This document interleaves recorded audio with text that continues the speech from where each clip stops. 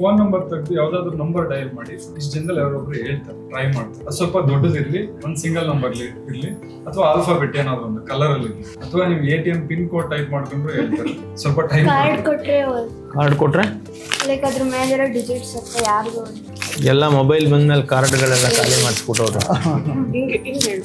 ATM card ಇದೆ, touch ಮಾಡಿ ಹೇಳ್ತೀರಾ ವಿತೌಟ್ ಟಚ್ ಹೇಳಿ? ಫಸ್ಟ್ ನೀವು ವಿತೌಟ್ ಟಚ್ ಹೇಳ್ತೀಯಾ Ravi? First touch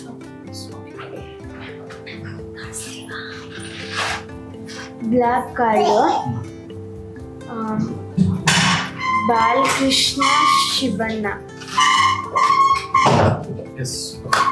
Axis bank ಹಿಂದ್ಗಡೆ ಪಿನ್ ಇದೆ ಅನ್ಕೋತೀನಿ.